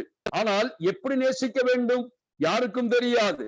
ஆனால் இப்பொழுது சீஷர்களுக்கு ஒரு பெரிய டெமான்ஸ்ட்ரேஷன் செய்யக்கூடிய ஒருவர் முன்னாடி, a paragon, a man of example. He was standing before them, the epitome of love. அன்பினுடைய மிகப்பெரிய ஒரு மாந்தன் நம்முடைய கர்த்தராகிய இயேசு கிறிஸ்து. அவரை யாரும் குற்றம் சொல்ல முடியாது. பேதுரு சொல்ல முடியாது, யாக்கோபோ, யோவானோ சொல்ல முடியாது, ஆண்டவரே நீ அவனை நேசித்தது போல நீ நேசிக்கலையே. அவர்களுக்கு ஒன்று தெரியும், எங்களுடைய எஜமானன் எல்லாரையும் ஒருபோல நேசிக்கிறார். அவருடைய அன்பு unconditional love. The love is without any condition. அன்பு நிபந்தனையற்ற, என்னுடைய இயேசுவின் அன்பு நிபந்தனையற்ற அன்பு. 2, அவருக்கு தெரியும், யோவான் 13 நான் வாசிக்கும் பொழுது, அந்த அன்பு it's a love, unending love. அந்த அன்பு eternal love. It will last forever. ஆகவே unconditional love, unending love. அது மட்டுமல்ல, unfading love. அது ஒருபோதும் மங்கி போகாது. நேற்றைக்கு நன்றா இருந்துச்சு, இன்னைக்கு குறைஞ்சு போச்சு என்று வராத அன்பு. கடைசியாக அந்த அன்பு எப்படிப்பட்ட அன்பு தெரியுமா? அந்த அன்பு unfeigned love என்று சொல்வார்கள். Without any blemish, எந்த விதமான களங்கம் இல்லாத அன்பு. உலகத்திலே நம்மை நேசித்த ஆண்டவர் நம்மை எப்படி நேசித்தார்? எந்த நிபந்தனையும் வைக்கல. நீ இப்படி செஞ்சா நேசிக்கிற, அப்படி செஞ்சா நேசிக்கிறேன் இல்ல. நம்மை அவர் பார்க்கவே இல்லை, நம்மை நேசித்தார். இவ்விதமாய் நேசித்த நேசம் ஆண்டவர் கொடுத்திருக்க அவர் சொல்லுகிறார், நீங்களும் ஒருவர் அன்பாயிருங்கள் என்று. பழைய ஏற்பாட்டிலே சொல்லும் பொழுது சொன்னது என்ன? நீங்கள் தேவனை நேசிக்க வேண்டும், யெகோவாகிய தேவனை நேசிக்க வேண்டும் என்று சொன்னார். ஆனால் கர்த்தராகிய இயேசு என்ன சொல்லுகிறார்? நான் உங்களை நேசித்தது போல நீங்கள் ஒருவர் அன்பாயிருங்கள் என்று சொல்லுகிறார். ஆகவே கிறிஸ்துவானவருடைய அன்பை பெற்ற நாம் எப்படி இருக்க வேண்டும்? எபேசியர் அதைத்தான் விளக்குகிறது. நான் சொன்னது எபேசியர் 1 முதல் 3 வரைக்கும் he is the explanation of God's love. நான் அதனுடைய சில வசனங்கள் உங்களுக்கு அதற்கு எடுத்துக்காட்டாக நான் ஞாபகப்படுத்த விரும்புகிறேன். நாம் நேற்று தினத்துல வாசித்தோம், எபேசியர் 1ஆம் அதிகாரத்தினுடைய 3 முதல் 14 வரைக்கும் உள்ள பகுதிதான் தேவன் தம்முடைய அன்பினாலே நமக்கு என்னவெல்லாம் செய்தார். What the love of God has done in our life. The Father, the triune God, how he shown his love, how he demonstrated his love. எப்படி வெளிப்படுத்தினார் அதனுடைய சில உதாரணங்களை இங்கே பவுல் நமக்காக சொல்லுகிறார். பாருங்கள், 3ஆம் வசனத்தை நாம் எல்லாரும் அறிந்த வசனம். நம்முடைய கர்த்தராகிய இயேசு கிறிஸ்துவின் பிதாவாகிய தேவனுக்கு ஸ்தோத்திரம், அவர் கிறிஸ்துவுக்குள் உன்னதங்களிலே ஆவிக்குரிய சகல ஆசீர்வாதத்தினாலும் நம்மை ஆசீர்வதித்திருக்கிறார் என்று சொல்லுகிறதை பார்த்தோம். இதுதான் துவக்கம் என்று சொன்னால், இந்த அதிகாரத்திலே, இந்த புஸ்தகத்திலே 3 அதிகாரங்களிலே பவுல் என்ன விளக்க போகிறார் என்று கேட்டால், what the love of Christ has brought into our life, what all blessings the love of God has brought in. நமக்குள் தேவனுடைய அன்பு எவ்வளவு பெரிய ஆசீர்வாதங்களை கொண்டு வந்திருக்கிறது. அந்த ஆசீர்வாதத்தை அவர் தொகுத்து சொல்லுவதைத்தான் 3ஆம் வசனம். அந்த ஆசீர்வாதத்தின் விளக்கம் சொல்லும் பொழுது என்ன வாசித்தோம் பாருங்கள். கிறிஸ்துவுக்குள், the person in which we have been blessed. கிறிஸ்துவுக்குள் the person. இரண்டாவதாக நான் வாசிக்கும் பொழுது அந்த பிளேஸ் எங்கே இருக்கிற அன்பு, எங்கே இருக்கிற ஆசீர்வாதம், உன்னதங்களிலே ஹெவன்லீஸ் என்று அவர் சொல்லுகிறதை பார்க்க முடியும். அதே போல எப்படிப்பட்ட ஆசீர்வாதம் என்று கேட்டால், spiritual, not physical R material. அடுத்ததாக எப்படிப்பட்ட ஆசீர்வாதம் என்று மட்டுமல்ல, அங்கே 10 ஆசீர்வாதம் இருக்கையிலே 9 ஆசீர்வாதம் தந்தார் என்று சொல்லவில்லை. மாறாக என்ன வாசிக்கிறோம், அவர் கிறிஸ்துவுக்கு உன்னதங்களில் ஆவிக்குரிய சகல ஆசீர்வாதங்களையும் நமக்கு கொடுத்திருக்கிறார். There is nothing left out in heaven that has been withdrawn or stopped from us. நமக்கு வராம தடுத்து நிறுத்தக்கூடிய ஒரு ஆசீர்வாதம் இல்லை. சாதாரணமாய் சொல்லுவோம், நாம் சில சமயத்துல இந்த ரேஷனுடைய சர்க்கரையை வாங்கி பையில போட்டுட்டு வீட்டுக்கு வந்தா அதை இன்னொரு பாத்திரத்துல போடுறதுக்கு என்ன செய்வோம், அது முதல் கொட்டுவோம். ஆனா இந்தியன் கல்ச்சர் படி நான் சொல்றேன், என்ன செய்வோம், அந்த பைய அது உள்ள இருக்கிறத வெளியே எடுத்துட்டு அதை திருப்பிட்டு அந்த உள்பகுதியை கொட்டுவோம். இதற்கு அங்கங்க ஒட்டிட்டு இருக்கக்கூடிய அந்த சுகர் அது உள்ள வர்றதுக்கு. நான் சொல்லுகிறேன், the heaven has completely vacated. அங்க இருக்கக்கூடிய அத்துணை அவர் துடைத்து கொடுத்தார். God has emptied the blessings in heavenly places for his own people because of his love for us. தேவன் தம்முடைய பரலோகத்தில் அத்துணையும் தன்னுடைய பிள்ளைகளுக்காக அப்படியே முழுசா கொடுத்துட்டாருன்னு அர்த்தம். என்னங்க இது அன்பு? இந்த அன்பை குறித்து என்ன யோசிக்கிறோம்? அந்த நாட்களிலே எபேசு பட்டணத்திலே மகாதேவி என்று அழைக்கப்படுகிற அந்த தயானாள் இருக்கிறார். அவளும் ஆசீர்வாதத்தை கொடுப்பாள். அவருடைய ஆசீர்வாதம் எப்படிப்பட்டது? இதோடு கம்பேர் பண்ணும் பொழுது உன்னதங்களில் இருந்து வருகிற ஆசீர்வாதம் இல்ல. That is the blessing of Ephesus. உன்னதங்களில் ஆசீர்வாதம் நமக்கு கிடைத்திருக்கிறது. இவங்களுக்கு என்ன ஆசீர்வாதம்? எபேசு பட்டணத்தில் இருக்கக்கூடிய ஆசீர்வாதம் கிடைக்கும். அதே போல நமக்கு ஆவிக்குரிய ஆசீர்வாதம் கிடைக்கிறது. ஆனால் தயானாள் கொடுக்கிறது உலக பிரகாரமான ஆசீர்வாதங்கள், ஸ்பிரிச்சுவல் அல்ல, பிசிக்கல் அண்ட் மெட்டீரியல் பிளெஸிங்ஸ். அதுதான் அந்த தெய்வம் கொடுக்கிறதாக பார்க்கிறோம். அது மட்டுமல்ல, எல்லா ஆசீர்வாதங்களையும் கொடுக்க மாட்டாள். ஆனால் நம்முடைய ஆண்டவர் தன் பிள்ளைகளுக்கு சகல ஆசீர்வாதங்களை கொடுத்ததாக நாம் வாசிக்கிறோம். ஆனால் கொடுப்பதற்கு யார் காரணம் என்று பார்த்த பொழுது, நம்மை நேசித்து நமக்காக தம்மை தாமே ஒப்பு கொடுத்த தேவகுமாரனாக கிறிஸ்துவுக்குள், கிறிஸ்துவின் மூலமாக அந்த ஆசீர்வாதம் நமக்கு கிடைத்திருக்கிறது. இங்கே இந்த பிளஸிங், பரலோகத்துல சக ஆசீர்வாதம் என்று சொல்லுகிறதற்கு நான் ஒரு வார்த்தையை சொல்ல விரும்புகிறேன். இதன் உண்மையான இந்த பிளஸிங் என்ன? What is that spiritual blessing என்று கேட்டால், the blessing or the things that helps us to grow in the Christian living, or the enrichment or the resources of heaven has been bestowed upon us for our Christian life and living. கிறிஸ்தவ வாழ்க்கைக்கு என்னவெல்லாம் தேவையோ அதையெல்லாம் பரலோகம் நமக்கு கொடுத்திருக்கிறது. தேவன் நமக்கு பரலோகத்தை கொடுத்ததற்கு காரணம், ஆசீர்வாதங்களை கொடுத்ததற்கு காரணம், அந்த ஆசீர்வாதங்களை பயன்படுத்தி நாம் உலகத்தில் வாழ வேண்டும் என்று கர்த்தர் விரும்புகிறார். அப்போ ரியலி த ஸ்பிரிச்சுவல் பிளெஸிங் என்று சொல்வது என்னன்னு கேட்டால், the potentials, the bag of potential, a package of potentials that will help us to move forward victoriously and to be witnesses for our dear Lord. ஆண்டவருக்கு உலகத்தில் சாட்சியாய் வாழ்வதற்குள்ள சகல மூலாதாரங்கள், ஆற்றல்கள், அதுதான் இந்த பிளஸிங் என்று சொல்ல விரும்புகிறேன். அப்போ இது எப்படி கொடுத்தா, அதுதான் அடுத்த வசனத்துல வாசிக்கும். இப்போ நம்ம ஆசீர்வதித்தார்னு சொன்னார், the person through whom he has blessed us பார்த்தோம், what kind of blessing என்று பார்த்தோம், and what is the need of the blessing என்று பார்த்தோம். ஆனால் கீழே வரும் பொழுது இதையெல்லாம் கொடுத்தாரு, எப்படி எதனால கொடுத்தார்? நான் அந்த தமிழிலே அதை நான் போன முறை சொல்லும் பொழுது ஒரு வார்த்தை சொன்னேன், 4ஆம் வசனம். தமக்கு முன்பாக நாம் அன்பில் பரிசுத்தம் உள்ளவர்களும் குற்றம் இல்லாதவருமாய் இருப்பதற்கு. இங்கேதான் கொஞ்சம் அந்த திருத்தத்தை நான் செய்ய விரும்புகிறேன். யாரும் தப்பாக நினைக்க கூடாது. நான் வேத புத்தகத்தை திருத்துற அளவுக்கு நான் ஞானியோ அல்லது தேவனுடைய ஸ்தானத்திலோ இருப்பவர்கள் அல்ல. ஆனால் சில மொழிபெயர்ப்புகளிலே சில பிழைகள் வந்திருக்கிறது. பிழைகள் என்று சொன்னால் அதை நான் வேதத்திலே பிழை இருக்கிற சொல்வதற்காக நான் சொல்லல. நான் ஒருபோதும் அப்படி சொல்ல மாட்டேன். there is no need of correcting the word of God. தேவ வார்த்தைகளை திருத்த வேண்டிய அவசியம் இல்லை. ஆனால் when it comes to a matter of translation, மொழிபெயர்ப்புக்கு வரும் பொழுதுதான் ஆங்காங்கே எழுதினவர்கள் சில பிழைகள் செய்திருக்கலாம். இந்த மொழிபெயர்ப்பு என்று சொல்லுகிறது மனுஷன் செய்ததுதான். வேதவசனத்தை அதனுடைய மூல மொழிகளிலே ஆக்கியோன் பரிசுத்தாவியானவர். அவர் அதை குறையின்றி எந்த விதமான பிழையின்றி நிறைவாகத்தான் நமக்கு தந்திருக்கிறார். ஆனால் மொழிபெயர்க்கும் பொழுதுதான் அதிலே சில வேற்றுமைகள் வரலாம். ஆகவேதான் நான் அதை சொல்ல விரும்புகிறேன். தயவாக என்னை மன்னித்து விடுங்கள். தமிழ் வேதாகமும் தவறானது என்று சொல்வதற்காக அல்ல. ஆனால் அந்த பகுதியை வாசிக்கும் பொழுது ஏனைய மொழிபெயர்ப்பு ஒப்பிட்டு பார்க்கும் பொழுது அதை எப்படி வாசிக்க வேண்டும், நான் உங்களுக்கு அதை வாசித்து காண்பிக்கிறேன். என்னோடு கூட அந்த வசனத்தை நீங்கள் தமிழிலே பாருங்கள். நான் இப்பொழுது வாசித்த 4ஆம் வசனத்தை நான் இப்படி வாசிக்கிறேன். தமக்கு முன்பாக நாம் பரிசுத்தம் உள்ளவர்களும் குற்றம் இல்லாதவர்களுமாய் இருப்பதற்கு அவர் உலக தோற்றத்திற்கு முன்னே கிறிஸ்துவுக்குள் அன்பில் நம்மை தெரிந்து கொண்டார். புரிந்ததா? இந்த அன்பில் என்ற சொல் எங்க வரணும் என்று கேட்டால், முன்னே தமக்கு உலக தோற்றத்திற்கு முன்னே கிறிஸ்துவுக்குள் அன்பினால் தெரிந்து கொண்டார். இதுதான் அந்த வார்த்தை அமைப்பு.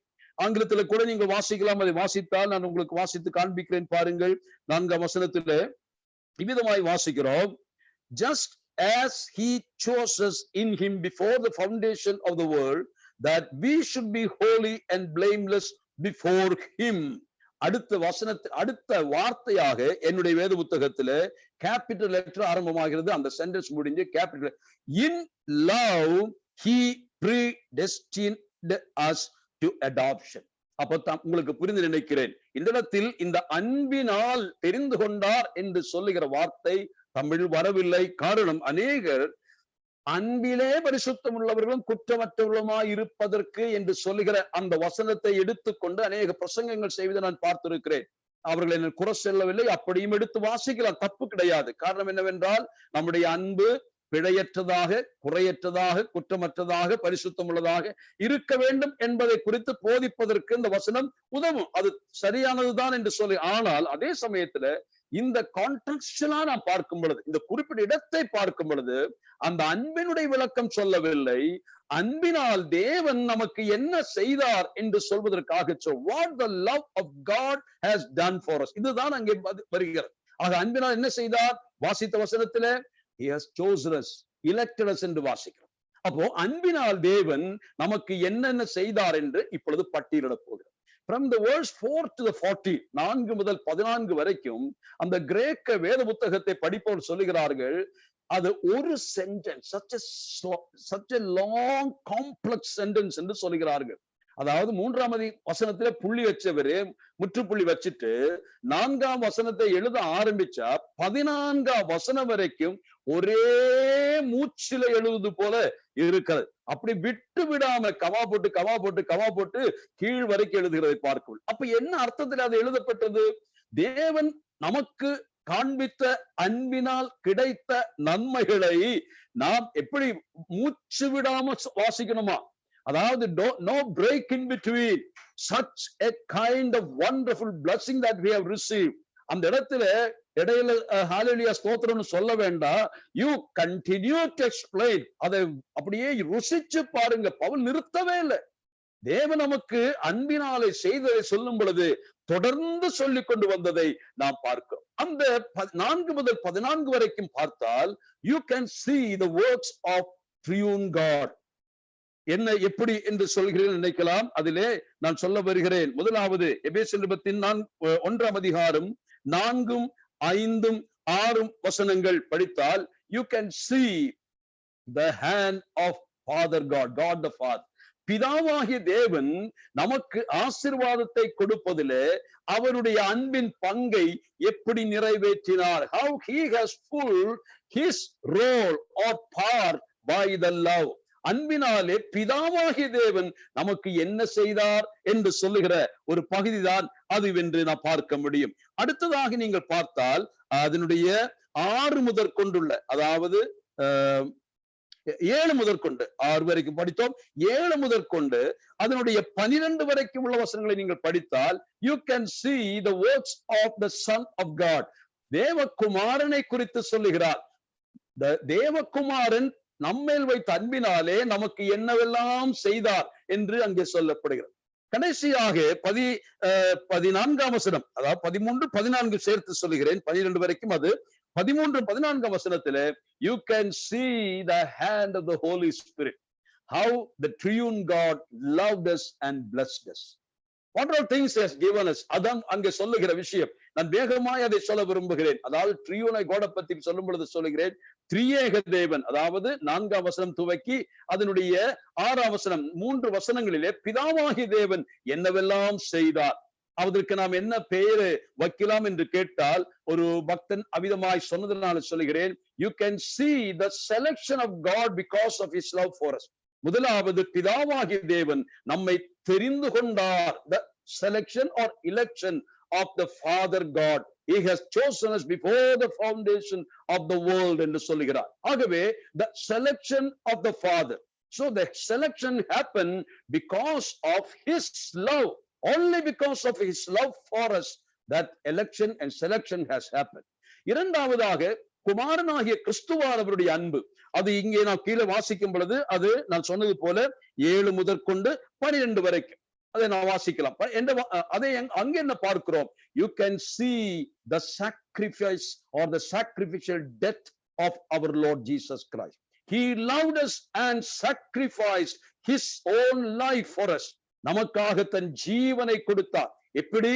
நம்மில் அன்பு கூர்ந்ததினாலே, அவருடைய இரத்தத்தினாலே பாவ மன்னிப்பாகி மீட்பு நமக்கு கிடைப்பதற்காக அவர் இரத்தம் சிந்தினார். ஆகவே first of all we saw the selection of God the Father because of his love for us. Second, we saw the Son of God or the sacrificial death of the Son of God because of his love for us. மூன்றாவதாக நாம் பார்க்கிற அந்த 13, 14 வருஷம் என்ன பார்க்கிறோம்? You can see the seal of the Holy Spirit. பரிசுத்த ஆவியானவருடைய முத்திரையை நாம் பார்க்கிறோம், அல்லது அச்சாரத்தை குறித்து சொல்லுகிற முத்திரையை குறித்து பார்க்கிறோம். அப்ப இந்த 3 காரியங்களை நீங்கள் கவனித்தால், ஒன்று செலக்ஷன், இன்னொன்று சாக்ரிஃபைஸ், and இந்த சீல். ஆகவே பிதாவாகிய தேவன் நம்மை நேசித்தார், அவர் நம்மை தெரிந்து கொண்டார். குமாரனாகிய இயேசு கிறிஸ்து நம்மை நேசித்தார், தெரிந்து கொண்டவர்களுக்காக அவர் இரத்தம் சிந்தி மரித்து மீட்பை கொண்டு வந்தார். மூன்றாவதாக யாரை குமாரனாகிய இயேசு கிறிஸ்து மீட்டாரோ, மீட்டவர்களுக்கு நித்திய பாதுகாப்பை கொடுப்பதற்காக பரிசுத்த ஆவியானவர் நமக்கு முத்திரையாக, seal always depicts the security என்று நாம் அறிந்திருக்கிறோம். ஆகவே பரிசுத்த முத்திரை போடப்பட்டது. ஆக மொத்தத்திலே அன்பினால் தேவன் நமக்கு என்ன செய்தார்? நம்மை தெரிந்து கொண்டார், நம்மை தெரிந்து கொண்டார். இந்த தெரிந்து கொள்ளுதல் குறித்து படிப்பதற்கு நேரங்காலம் நிறைய வேணும் பிரியமானவர்களே. நான் ஒருவேளை அதை மட்டும் சொல்லி முடிக்க வேண்டும் போல நினைக்கிறேன். அந்த அளவிற்கு அந்த எலெக்ஷனை பத்தி நாம் தெரிந்து கொள்ள வேண்டியது அவசியமா இருக்கிறது. ஆகவே தேவன் நம்மை தெரிந்து கொண்டார். 2 குமாரன் நமக்காக மரித்தார். 3 மரித்து உயிர்த்தெழுந்து மீட்ட ஜனத்தை தொடர்ந்து நித்தியம் வரைக்கும் பாதுகாத்து நடத்துவதற்கு பரிசுத்த ஆவியானவர் தன்னுடைய முத்திரையை நம்மேல் வைத்து தம்முடைய அன்பை வெளிப்படுத்தினார். திரியேக தேவனுடைய அன்புக்கு முன்னதாக நாம் என்ன கைமாறு செலுத்த போகிறோம்? அவர் பரலோகத்தில் அத்துணையும் காலி செய்தார் என்று நான் சொன்னேன். Everything has been emptied to bless us. இது அன்பினுடைய மிகப்பெரிய கிரியையாய் இருக்கிறதை நான் பார்த்தோம். பிரியமானவர்களே, இந்த இடத்திலிருந்து அடுத்த நகர்வுக்கு நான் வருகிறேன். இப்பொழுது நாம் படித்தது அன்பினால் தேவன் என்ன செய்தார். அடுத்ததாக அன்பினால் தேவன் என்ன செய்தார் என்று கேட்டால், இந்த புத்தகத்தின் முதல் அதிகாரத்தில் கூட்டுவதை பார்க்க. நான் இந்த வார்த்தை போன வாரத்தில் நேற்றைக்கு சொன்னேன். அந்த வசனங்களை மட்டும் நீங்கள் எழுதி கொள்ளுங்கள் அல்லது பார்த்து கொள்ளுங்கள். நான் சொல்லுகிறேன், இந்த அன்பு என்ன செய்யும் என்பதற்காக, what this love of God do for us, அதனுடைய ரிசல்ட் அங்கே சொல்லப்படுகிறது பாருங்கள். நான் ஏற்கனவே நேற்றைக்கு வாசித்த வசனத்திற்கு வருகிறேன். அதனுடைய 1ஆம் அதிகாரத்தினுடைய 9ஆம் வசனம் தமிழிலே தான், ஆங்கிலத்தில் எனக்கு ஞாபகம் இல்லை. தமிழில் நான் வாசிக்கிறேன். பரலோகத்தில் இருக்கிறவைகளும் பூலோகத்தில் இருக்கிறவைகளும் ஆகிய சகலமும் கிறிஸ்துவுக்குள்ளே கூட்டப்பட வேண்டும் என்று, that everything be gathered together in Christ, கிறிஸ்துவுக்குள் கூட்டப்படுதல் என்று வாசிக்கிறோம். நாட் கட்டப்படுதல் அல்ல, கூட்டப்படுதல், gathering together. அப்போ gathering together happen. எதை கூட்டுகிறார் அல்லது சேர்க்கிறார் என்ற அர்த்தம். சிதறி கிடந்ததை சேர்க்கிறார் என்ற அர்த்தம். அதானே gathering together. அப்போ பரலோகத்தில் உள்ளவைகளையும் பூலோகத்தில் உள்ளவைகளையும் சேர்த்து வைக்கிறார், இணைக்கிறார். இதுதான் இங்க வார்த்தை வருகிறது. இன்னொரு வார்த்தையை நாம் படிப்போம். எபேசியர் நிருபத்தினுடைய 2ஆம் அதிகாரத்தினுடைய 2nd சாப்டருடைய கடைசி வசனம் 22. அதை நான் வாசிக்கிறேன். அவர் மேல் நீங்களும் ஆவியினாலே தேவனுடைய வாசஸ்தலமாக கூட்டி கட்டப்பட்டு வருகிறீர்கள். You have been built together, built together, gathered together, built together என்று வாசிக்கிறோம். இனி ஒரு வசனத்தை கூட நாம் இதனுடைய 4ஆம் அதிகாரத்தில் வாசிக்கலாம். 16வது வசனம் 4:16. அங்க என்ன வாசிக்கிறோம்? அவராலே சரீரம் முழுவதும் அதற்கு உதவியாயிருக்கிற சகல கணுக்களினாலும் இசைவாய் கூட்டி இணைக்கப்பட்டு, கூட்டி இணைக்கப்பட்டு, that is fully joined together, அதாவது fully joined together or fitly joined together. இப்ப இந்த 3 வசனங்களை நீங்க வாசித்தீர்களே, இதனுடைய பொருள் புரிகிறதா? அன்பு என்ன செய்யும்? What the love of God will do, it will fasten us together. நம்மை ஒருமித்து நிறுத்தும், நம்மை அது ஒன்றுபடுத்தும். எதெல்லாம் பிரிந்திருக்கிறது? பாவத்தால் பரலோகம் வேறு பூலோகம் வேறு என்று இரண்டாய் பிரிந்திருந்தது. But the love of God that united heaven and earth, God and man, அது முதலாவது சொல்கிறார். அதே போல கூட்டப்படுகிறது. எது கூட்டப்படுகிறது என்று பார்த்தோம்? அது தேவனுடைய ஆலயத்தை கட்டுகிற, அதாவது திருச்சபையை மாளிகையோடு ஒப்பிட்டு சொல்லும் பொழுது கற்கள் எல்லாம் சிதறி கிடந்த கற்கள் எல்லாம் ஒரு அஸ்திவாரத்தின் மேல் கொண்டு வந்து இணைக்கப்பட்டு சேர்க்கப்படுகிறதை குறித்து சொல்லுகிறார். அது 2ஆம் அதிகாரத்திலே. அதே போல அடுத்ததாக வந்த இடத்துல நாம் 4 அதனுடைய 16 வாசிக்கும் பொழுது சரீரத்தின் அவயவங்கள் ஒன்றுக்கொன்று எவ்விதமாய் இணைக்கப்படுகிறதோ அதை போல as the members of the body we have been fitly united, joined together with the head that is Christ. இதுதான் அங்க. அப்போ நான் சொல்ல வந்த 3 வசனங்களை வைத்துக் கொண்டு என்ன ஞாபகம் வருதுன்னு சொன்னால், அன்பு என்ன செய்தது? அன்பு எப்பொழுதுமே செய்வது இணைக்கும். Love always gathers us. Love always fastens us together. Love always helps us to stand together. ஆண்டவர் இந்த புத்தகத்திற்கு இன்னொரு தலைப்பிட நீங்கள் படிக்க வேண்டுமானால் அப்படி படியுங்க. இந்த புத்தகத்தினுடைய தீம் ஒன்னஸ் என்று படித்தால், ஒருமைப்பாடு என்று படித்தால், அதுவே இந்த புத்தகத்திலே இன்னொரு பாடமாய் இருக்கிறது. தேவனுடைய அன்பு இணைக்கிற அன்பாய் இருக்கிறதை குறித்து இங்கே சொல்லுகிறார். அப்படியானால் இந்த 3 முதல் அதிகாரங்களிலே அப்போஸ்தலனாகிய பவுல் இந்த அன்பு இணைக்கிற விதத்தை குறித்து தான் சொல்லுகிறார். How God's love united us together. முதலாவதாக எதில் இணைத்தார்? 1ஆம் அதிகாரத்தில் நீங்க பார்த்தால் திருச்சபை ஏதோ ஒப்பிடுகிறார். நீங்கள் பார்த்தீங்கன்னா உங்களுக்கு நன்றாக தெரியும். கடைசி வசனம் 1:23. எல்லாவற்றால் நிரப்புகிறவருடைய நிறைவாகிய சரீரமான சபைக்கு அவரை எல்லாவற்றுக்கும் மேலான தலையாக தந்தருளினார் என்று வாசிக்கிறோம். இங்க என்ன வாசிக்கிறோம்? சிரசு அற்ற அந்த சரீரத்திற்கு சிரசாக இயேசு கிறிஸ்துவை அவர் கொடுக்கிறார் என்று சொன்னால், God the Jehovah or God the Father unites his son as the head of the body that is the church of the body of Christ. இதுதான் இங்க சொல்லுகிறார். அப்ப முதலாவது பாருங்கள், இணைப்பு வருகிறதா? எதோடு இணைக்கப்பட்டது? திருச்சபையாகிய சரீரத்தை உயிர்த்தெழுந்த கிறிஸ்துவாகிய சிரசோடு first we are being united together with the resurrected head that is Christ. அப்ப இணைக்கப்பட்டோமா? இன்னொன்று அங்கே எதை குறித்து சொல்கிறார்? அங்கே சரீரத்தை குறித்து சொல்லுகிறார். சரீரமாக இணைக்கப்பட்டோம் என்று சொன்ன அர்த்தம் என்ன? நாம் எப்படி இருந்தோம்? நாம் சிதறை கிடந்தவர்கள். ஆனால் கிறிஸ்துவுடைய அன்பினாலே நாம் என்ன செய்யப்பட்டோம்? நாம் யூதன் என்றோ கிரேக்கன் என்றோ அடிமை என்றோ சுயாதீனன் என்றோ ஆணென்றோ பெண்ணென்றோ இல்லாமல் எல்லா வகைப்பட்ட மக்களும் ஒரு சரீரத்திற்குள்ளாக நாம் இணைக்கப்பட்டோம். 1 கொரிந்தியர் 12ஆம் அதிகாரம் 13ஆம் வசனம் நீங்கள் வாசித்தால் அங்கு பெந்தெகோஸ்தே நாளில் நடந்த பரிசுத்த ஆவியானவருடைய ஞான ஸ்நானத்தினுடைய டாக்ட்ரினல் எக்ஸ்பிளனேஷன் பவுல் அங்கு சொல்லுகிறது நீங்கள் பார்க்க முடியும். What happened on the day of Pentecost? There happened the baptism of the Holy Spirit. Not the reception alone, but the baptism of the Holy Spirit has happened. அங்கே பரிசுத்த ஆவியானவரை பெற்றுக்கொள்வது மட்டும் நடக்கல. அங்கே நடந்தது the baptism, பரிசுத்த ஆவியானவரால் கிடைத்த ஞான ஸ்நானம். What was the purpose of the baptism of the Holy Spirit? பரிசுத்த ஆவியின் ஞான ஸ்நானத்தின் தேவை என்ன? அதைத்தான் 1 கொரிந்தியர் 12:13 பவுல் சொல்லுகிறார். அங்க என்ன வாசிக்கிறோம்? நாம் எல்லாரும் ஒரே ஆவியினாலே ஞான ஸ்நானம் பண்ணப்பட்டு ஒரே சரீரத்திற்குள்ளாக்கப்பட்டிருக்கிறோம். We have been brought into one body as different organs by the immersion or by the baptism of the Holy Spirit. பரிசுத்த ஆவியின் ஞான ஸ்நானத்தினாலே நாம் எல்லாரும் ஒரு சரீரத்திற்குள்ளாக்கப்பட்டிருக்கிறோம்.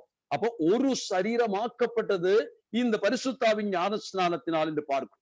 அப்ப திருச்சபை என்பது கிறிஸ்துவனுடைய சரீரம் என்று சொன்னேன். அங்க என்ன பார்க்கிறோம்? There you can see the oneness. The charity always brings harmony and unity. கிறிஸ்து அவருடைய சரீரமாகி சபையோடு இணைக்கப்பட்டார். சரீரத்தின் உறுப்புகள் எல்லாம் பல நிலைமையில் இருந்ததெல்லாம் ஒரு சரீரம் இணைக்கப்பட்டு they have joined together. So you can see the unity and harmony in the church of God, the body of Christ. அந்த பாடி கன்செப்ட் சரீர அமைப்பை பற்றி சொல்லும் பொழுது திருச்சபை சரீரமாக இருக்கிறதுனாலே சரீரத்தை பார்க்கும் பொழுது you must realize the unity, the oneness that God has provided through the Holy Spirit. அதான் 4 இந்த அதிகாரத்தினுடைய புத்தகத்தின் 4ஆம் அதிகாரத்தினுடைய 5ஆம் வசனம் வரும் பொழுது ஆவியினுடைய அந்த ஒருமைப்பாட்டை நீங்கள் காத்துக்கொள்ளுங்கள் என்று வாசிக்கிறோம். You have to keep up the unity of the Holy Spirit. பரிசுத்த ஆவியின் ஒருமைப்பாட்டை நீங்கள் காத்துக்கொள்ள சொல்லுகிறார். சோ பரிசுத்த ஆவியானவர் ஒருமைப்பாட்டை கொண்டு வந்திருக்கிறார். ஆக திருச்சபையை முதலாவது சரீரமாய் அவர் எக்ஸ்பிளைன் பண்ணுகிறார். எதற்கு எக்ஸ்பிளைன் பண்ண தெரியுமா? இந்த அன்பு இணைக்கிற அன்பு என்று சொல்வதற்காக சரீரமாய் இணைத்தல். 2ஆம் அதிகாரத்தில் என்ன சொல்கிறார்? அங்கே வாசிக்கும் பொழுது திருச்சபையை அவர் கட்டிடத்தில் ஒப்பிடுகிறார். 2ஆம் அதிகாரத்தினுடைய கடைசிக்கு வரும் பொழுது நான் வாசித்த வசனத்திலே 21, 22 அவர் மேல் மாளிகை முழுவதும் இசைவாய் இணைக்கப்பட்டு கர்த்தருக்குள் பரிசுத்த ஆலயமாக எழும்புகிறது. அவர் மேல் நீங்களும் ஆவியினாலே தேவனுடைய வாசஸ்தலமாக கூட்டி கட்டப்படுகிறீர்கள். இப்ப இங்க என்ன வாசிக்கிறோம்? திருச்சபையானதனுடைய இன்னொரு மெட்டபர் என்ன என்று கேட்டால் that is a building. அப்ப பில்டிங்கை பத்தி சொல்லுகிறார். கட்டிட வேலை. அப்ப கட்டிட வேலையில் என்ன இருக்கிறது? அஸ்திவாரம் கட்டாயம் போடப்பட வேண்டும். அதற்கு பின்னதாக அங்கும் இங்கும் சிதறை கிடக்கக்கூடிய கற்கள் கொண்டு வரப்பட்டு அந்த கற்கள் ஒன்றோடு ஒன்று இணைக்கப்படுகிறது. இதுதான் ஆச்சரியமான விஷயம். நான் அடிக்கடி கேட்பேன், நம்முடைய கட்டிட வேலை நடக்கும் பொழுது இந்த செங்கல்லோ பிரிக்ஸோ நான் வைக்கும் பொழுது அந்த ஒரு கல்லின் மேல் ஒரு கல், அந்த கல்லுக்கு கீழே ஒரு கல், அப்புறம் பக்கத்துல கல். நான் கேட்பேன், ஒரு கல்லுக்கு எத்தனை கற்களோடு ரிலேஷன்ஷிப் இருக்கு? ஒரு கல்லுக்கு எத்தனை கற்களோடு ரிலேஷன்ஷிப் இருக்கு என்று கேட்டால் நாம் அறிந்து கொள்ளுகிறது என்ன? நமக்கு நன்றாக தெரியும். ஒரு கல்லுக்கு 6 கற்களோடு இணைப்பு இருக்கிறது. எப்படி என்று கேட்கிறீர்களா? ஒரு கல்லை பாருங்க. அந்த கல்லு நீங்க செங்கல்ல பாத்தீங்கன்னா அந்த செங்கல்லை தாங்கி இருக்கக்கூடிய 2 கல் இருக்கும். அதாவது 2 கற்கள் நடுவுல தான் இந்த கல் வைக்க, அவள் கீழே 2 கல்லுக்கு இணைப்பு. இனி பக்கத்துல பாருங்களேன், அங்கேயும் ஒரு கல் இந்த பக்கம், மறுபக்கம் 2 கல், ஒரு கல். அப்ப என்னாச்சு? மொத்தம் மேல இதுக்கு மேல பாருங்களேன், அது சுமந்து கொண்டு இருக்கக்கூடிய 2 கல் இருக்கு. அதுவும் அவ்விதமாக 6 கற்களோடு ஒரு கட்டட வேலையில் இணைக்க ஒரு கல்லுக்கு இணைப்பு கிடைக்கிறது. This shows the unity and the what you call union of the church. தேவ சபையில் இருக்கக்கூடிய ஒற்றுமை, oneness எதை காட்டுகிறது? We are united with other stones, other bricks என்று சொல்லுகிறார். அப்ப திருச்சபை இங்கு கட்டிடத்தோடு ஒப்பிடுவது எதற்காக என்று கேட்டால், தேவனுடைய அன்பினாலே நாம் இணைக்கப்பட்டிருக்கிறோம், ஒரே கட்டிடத்தின் கற்கள். 3வது அதிகாரத்துக்கு வரும் பொழுது அங்கே திருச்சபை எதுவாக இருக்கிறது? 15ஆம் வசனம் வாசிக்கும் பொழுது 14, இவ்விதி நிமித்தனால் பரலோகத்திலும் பூலோகத்திலும் உள்ள முழு குடும்பத்திற்கும் நாமக்காரன் சொல்லுகிறார். There the metaphor comes as the household of God. தேவனுடைய வீடு என்று சபைக்கு சொல்லப்படுகிறது. தேவனுடைய வீட்டிலே யார் உண்டு? நமக்கு நன்றாக தெரியும். அங்கு குடும்பத்தினர்கள் இருக்கிறார்கள், குடும்ப மக்கள் இருக்கிறார்கள். ஆகவே அங்க என்ன தேவைப்படுகிறது? தேவனுடைய வீட்டிலே குடும்ப உறுப்பினர்களுக்குள் இருக்கக்கூடிய அந்த ஒற்றுமை அது காட்டுகிறது. அது எப்படி சாத்தியமாகும்? அன்பினால் மட்டும் சாத்தியமாகும். Love brings harmony and unity in every word. அப்போ ஒன்று திருச்சபையாகிய சரீரத்தில் யூனிட்டி, இரண்டாவதாக திருச்சபையாகிய ஆலயத்தில் மாளிகை கட்டிடத்திலே யூனிட்டி, மூன்றாவது திருச்சபையாகிய தேவனுடைய வீட்டிலே ஐக்கியமும் ஒற்றுமையும். ஆகவே இதெல்லாம் எப்படி வந்தது? தேவனுடைய அன்பினாலே வந்தது. சோ அன்பு நமக்கு இப்பொழுது கொடுக்க பெற்றதனாலே நான் சொல்லி நிறைவு செய்ய விரும்புகிறேன். என்ன சொல்லி நிறைவு செய்வேன்? இதெல்லாம் ஆண்டவர் செய்தார். இதை நீ அதிகமாய் விளக்க வேண்டிய விஷயங்கள், ஆனாலும் நான் நேரம் இல்லாததினாலே சொல்லி நிறைவு செய்கிறேன். What is a reciprocity love? We have received this much of love. ஆண்டவர் நம்மை நேசித்தார். கிறிஸ்து சபையை, உன்னுடைய மணவாளனை நேசிக்க முடிகிறதா என்ற கேள்வி வைக்க பேதுருவை பார்த்து கர்த்தர் வேறொன்றும் கேட்கல. நீ என்னிடத்தில் அன்பாயிருக்கிறாயா? நான் உன்னை நேசித்தேனே, நீ என்னை நேசிக்கிறாயா? உண்மையாக சொல்லுகிறேன், இன்றைக்கு கூட அநேக பரிசுத்தவான்கள், தெய்வ மக்கள், பிரசங்கிமார்கள் கூட அவர்கள் கிறிஸ்துவை நேசிப்பதிலே தவறுகிறார்கள். They love what belongs to Christ. கிறிஸ்துவுக்குரியதை நேசிக்கிறார்கள். They love preaching, they love Bible study, they love singing, they love worship, எல்லாவற்றையும் நேசிக்கிறார்கள். ஆனால் கர்த்தர் கேட்பது, என்னுடைய கூட்டத்தை நேசிக்கிறாயா? என்னுடைய பாட்டை நேசிக்கிறாயா? என்னுடைய வேத புத்தகத்தை நேசிக்கிறாயா? அப்படி ஆண்டவர் கேட்கல. Do you love me? கிறிஸ்துவை a personal relationship. He wants to have a personal, intimate love relationship. அன்பான கர்த்தருடைய பிள்ளையே, உன்னை உயிருக்கு உயிராய் நேசித்து உயிர் கொடுத்து நேசித்தவர் உன்னை பார்த்து கேட்கிறார். Do you love that beloved? அந்த நேசரை நாம் நேசிக்கிறோமா பிரியமானவர்களே? நான் வாயில சொல்லுவோம், ஆனால் அன்பு இருந்தால் நான் சொல்லுகிறேன், அந்த அன்பு மட்டும் அவருக்கு நேரா இருந்தால், இந்த ரெசிப்ரோகேட்டி லவ் நமக்கு இருந்தால் அன்பு எப்படி வெளிப்படும்? அதைத்தான் 3, 4, 5, 6 அதிகாரங்களிலே வாசிக்கிறோம். நான் சொல்லி நிறைவு செய்ய விரும்புகிறேன். 4ஆம் அதிகாரம் அங்கதானே பிராக்டிக்கல் இஷ்யூஸ் ஆரம்பிக்குது. 4ஆம் அதிகாரம் 1 முதல் 16 வரைக்கும் யூ கோ த்ரூ. நீங்கள் எந்த கண்ணோடு வாசிக்கிறோம்னா அன்பு என்ற கண்ணோட்டத்துல வாசிக்கிறோம். அங்கே எப்படி நான் எழுதி வைத்திருக்கிறேன், love among the brethren or walk of love inside the church. சபைக்குள் அன்பின் நடத்தை, சபையிலே தெய்வ பிள்ளைகள் மத்தியிலே, பரிசுத்தவான்கள் மத்தியிலே, சகோதரர்கள் ஒருமித்துள்ள வாழ்க்கையிலே தெய்வ அன்பு எப்படி பரிமாற்றம் செய்யப்பட வேண்டும். The love that goes to God doesn't stop there. It goes to all the people around. நாம் கர்த்தரை நேசிக்கிற நேசம் என்று சொல்லுகிறது, அருகில் சுற்றிலும் இருக்கக்கூடிய நேசிக்கிற நேசத்தால் மட்டுமே நமக்கு வெளிப்படுத்த முடியும். கிறிஸ்துவானவர் எப்படி நமக்கு தெரியும்? 1 யோவான் 3ஆம் அதிகாரம் 1ஆம் வசனத்திலே தேவனுடைய அன்பை நாம் வாசிக்கிறோம். what manner of love என்று வாசிக்கிறோம். what manner of love, அன்பு எவ்வளவு மேன்மையா இருக்கிறது, எப்படிப்பட்ட அன்புங்க இது! இந்த பாவியை கூட நேசிக்கிற அளவுக்கு அன்பு இருந்தா அது என்ன வகையான அன்பு? I don't realize that kind of love என்றுதான் யோவான் சொல்லுகிறார். சோ அன்பு பிதாவாகி தேவனுக்குள் இருந்தது. ஆனால் அன்பு அங்க இருந்தா போதுமா? அன்பை அப்படியே மறைச்சு வச்சா போதுமா? The love is not a concealed love. ஆண்டவர் என்ன செய்தா தெரியுமா? He sent his son to the world and the son has demonstrated the divine love on the cross of Calvary. சிலுவையிலே தான் தேவகுமாரன் பிதாவாகிய தேவனுடைய அன்பை வெளிப்படுத்தினார். அது ரோமனிருபம் 8ஆம் அதிகாரம் 8ஆம் வசனத்தில் வாசிக்கிறோம். அதே சமயத்தில் பரிசுத்த ஆவியானவர் என்ன செய்தார்? வெளிப்படுத்தப்பட்ட டெமான்ஸ்ட்ரேட்டட் லவ் என்ன செய்தார்? நாம் ரோமனிருபம் 5ஆம் அதிகாரத்தினுடைய 5ஆம் வாசிக்கும் பொழுது பரிசுத்த ஆவியானவர் தாமே அந்த அன்பை நம்முடைய இருதயத்தில் ஊற்றினார் என்று வாசிக்கிறோம். The bestowed love and the demonstrated love that has been poured by the Holy Spirit into our life system. நமக்குள் பரிசுத்த ஆவியானவர் அன்பை ஊற்றி இருக்கிறார். நாம் அன்பை பெற்றிருக்கிறோம். ஆகவே கர்த்தர் கேட்கிறார், வெளிப்படுத்தப்பட வேண்டும் அன்பு. நீ love you, I love you, I love you என்று 1000 முறை சொல்வதனாலே அர்த்தம் இல்லை. You have to demonstrate by your actions. வெளிப்படுத்த வேண்டும். எங்கே வெளிப்படுத்த வேண்டும்? நாம் 4ஆம் அதிகாரத்தில் வாசிக்கும் பொழுது அவர் சொல்லுகிறார் 2ஆம் வசனத்திலே, மிகுந்த மனத்தாழ்மையும் சாந்தமும் நீடிய பொறுமையும் உடையவர்களாய் அன்பினால் ஒருவரை ஒருவர் தாங்குங்கள். uphold forbear one another by love. அடுத்தது வாசிக்கிற 4ஆம் அதிகாரத்துல இன்னொரு வசனத்தை வாசிக்கிற 15th verseல, speaking the truth in love. You have to speak out the truth in love. If there is love, then you start speaking. அன்பில்லைனா பேசாதீங்க. If you don't love a person, don't open up your mouth.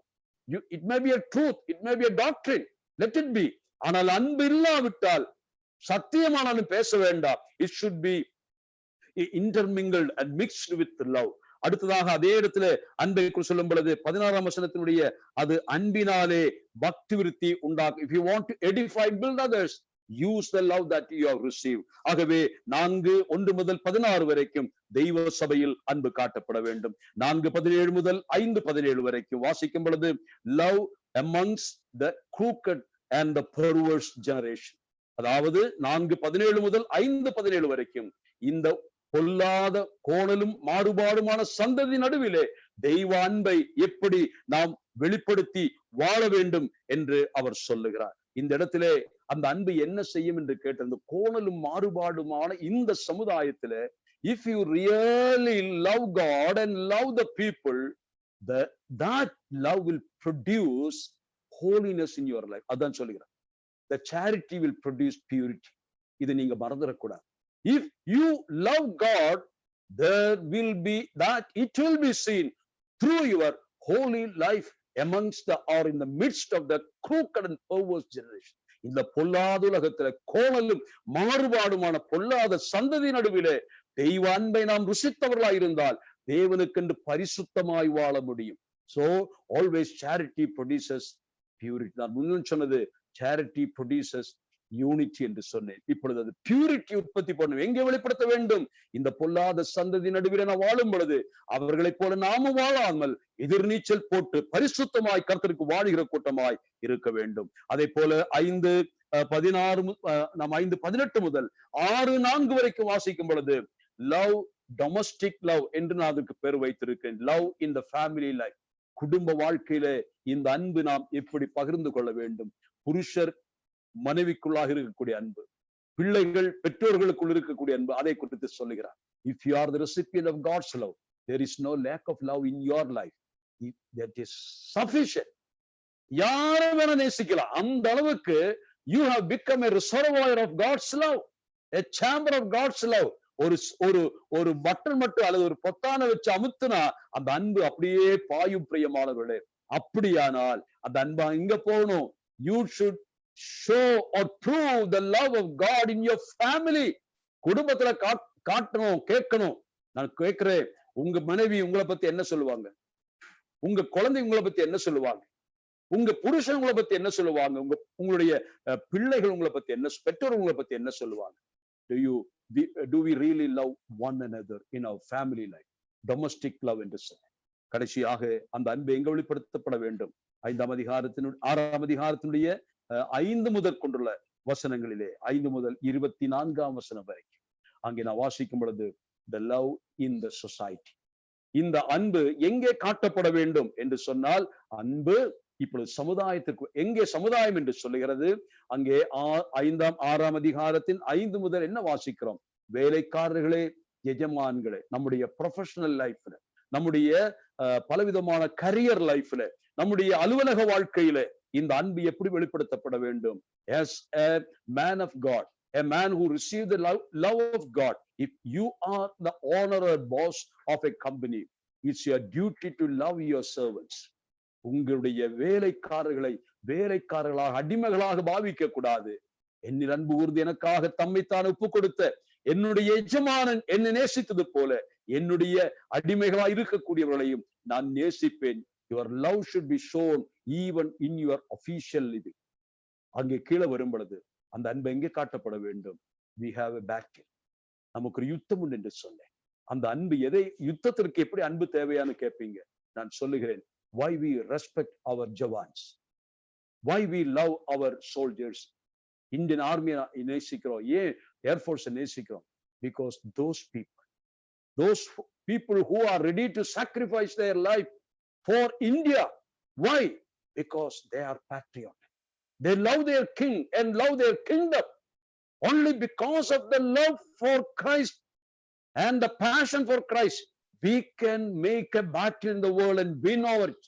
இந்த நாட்களிலே யுத்தத்தில் ஜெயிக்க வேண்டுமானால், சுவிசேஷ ஊழியத்திலே நான் போராடி ஜெயிக்க வேண்டுமானால், if you do not love the master, the Lord Jesus Christ, the one who sent you to the field, then you cannot win the battle.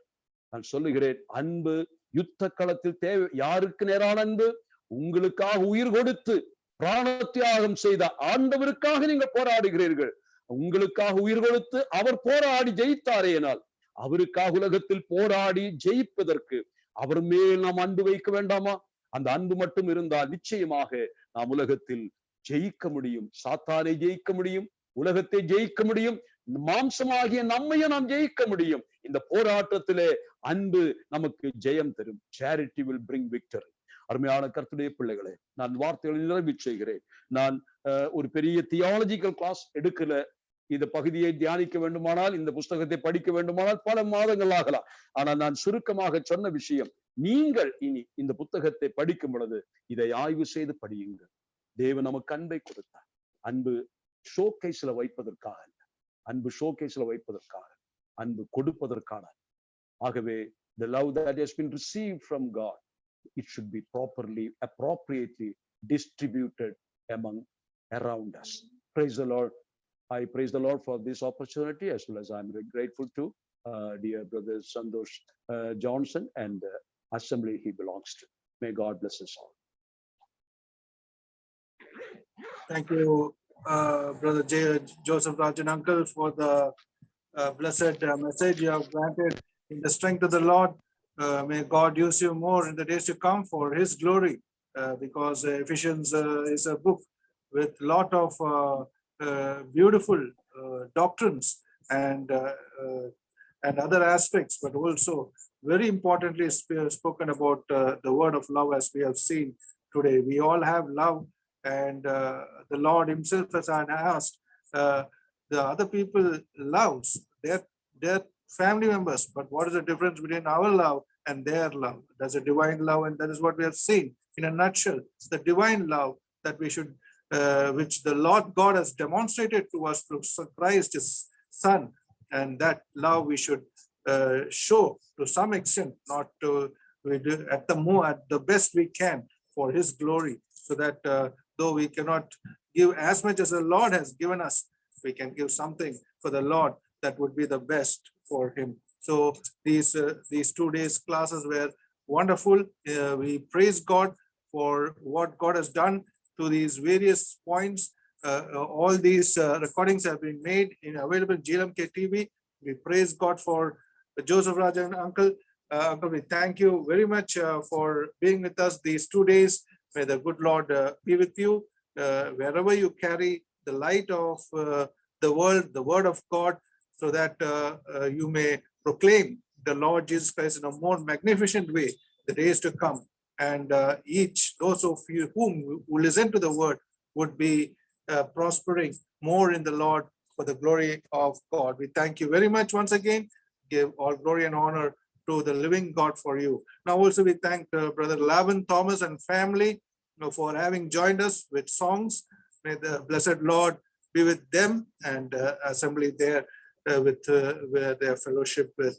So we also thank all the participants, the audience. We praise God for all the dear ones who have come.